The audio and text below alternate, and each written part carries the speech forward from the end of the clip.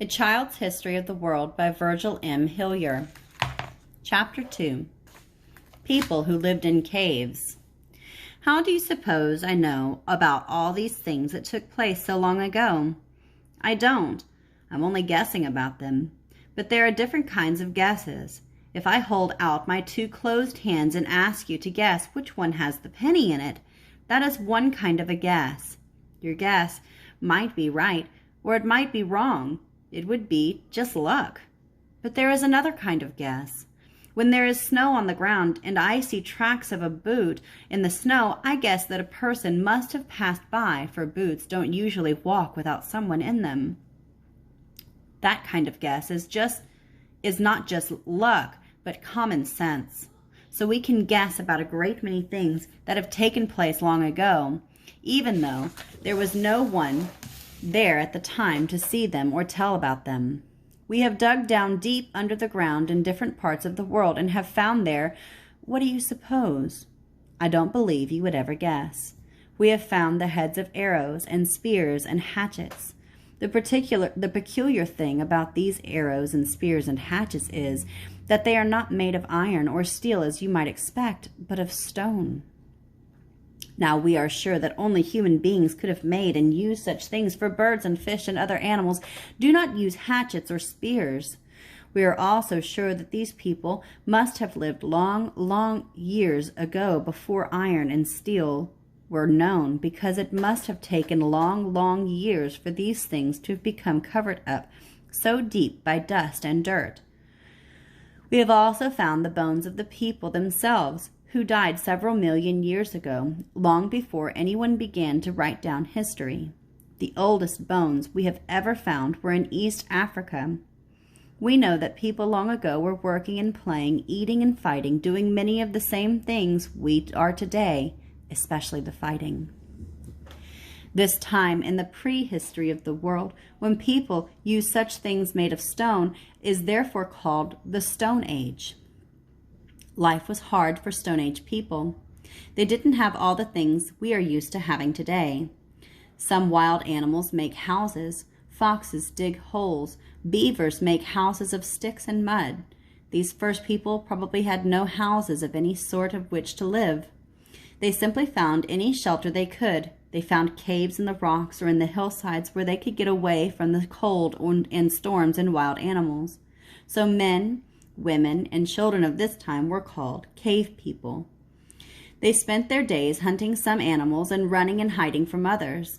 They caught animals by trapping them in a pit covered over with bushes, or they killed them with a club or a rock if they had a chance, or with stone-headed arrows or hatchets.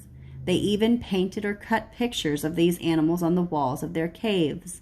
Some of these pictures we can still see today. They lived on berries and nuts and seeds. They robbed the nests of birds for eggs, which they ate raw, for at first they had no fire with which to cook. They liked to drink the warm blood of animals they killed as you would a glass of milk. They talked to each other by some sort of grunts or very simple words. They made clothes of skins of animals they killed, for there was no such thing as cloth.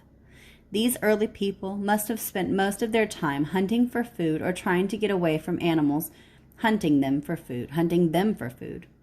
They had no thick hide like an elephant to protect them. They did not grow a coat of fur like a bear to keep them warm. They could not run very fast like a deer to escape their enemies. They were no match for an animal with sharp teeth and claws and strong muscles like a lion. It's a wonder any of them lived to grow up. Stone Age people had two things that helped them more than sharp claws or strong muscles or tough skins. They had better brains than the animals, and they had hands instead of front feet. With their brains, they could think. They could think of ways of doing things better. With their brains, they could think of using tools. With their hands, they could make tools and use them. Instead of sharp teeth, men could use spears. In place of a furry skin to keep them warm, men could use the skins of animals. Suppose you had been a boy or girl in the Stone Age. I wonder how you would have liked the life. When you woke up in the morning, you would not have bathed or even washed your hands and face or brushed your teeth or combed your hair. You ate with your fingers, for there were no knives or forks or spoons or cups or saucers. Only one bowl which your mother had made out of mud and dried in the sun to hold water to drink. No dishes to wash and put away, no chairs, no tables, no table manners. There were no books, no paper, no pencils. There was no Saturday or Sunday, January or July, except that one day was warm and sunny or another cold and rainy. They were all alike. There was no school to go to. There was nothing to do all day long but make mud pies or pick berries or play tag with your brothers and sisters. I wonder how you would like that kind of life. Fine, do you think? A great life, just like camping out. But I have only told you part of the story.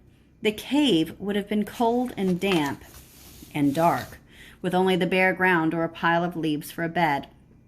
There would probably have been bats and big spiders sharing the cave with you. You might have had on the skin of some animal your father had killed, but as this only covered part of your body and there still was no fire, you would have felt cold in the winter, and when it got very cold, you might have frozen to death. For breakfast, you might have had some dried berries or a grass seed or a piece of raw meat. For lunch, the same thing. For dinner, still the same thing. You would never have had any bread or cheese or griddled cakes with syrup or oatmeal with sugar on it or apple pie or ice cream.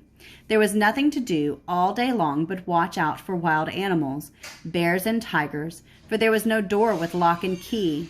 And a tiger, if he found you out, could go wherever you went and get you, even in your cave.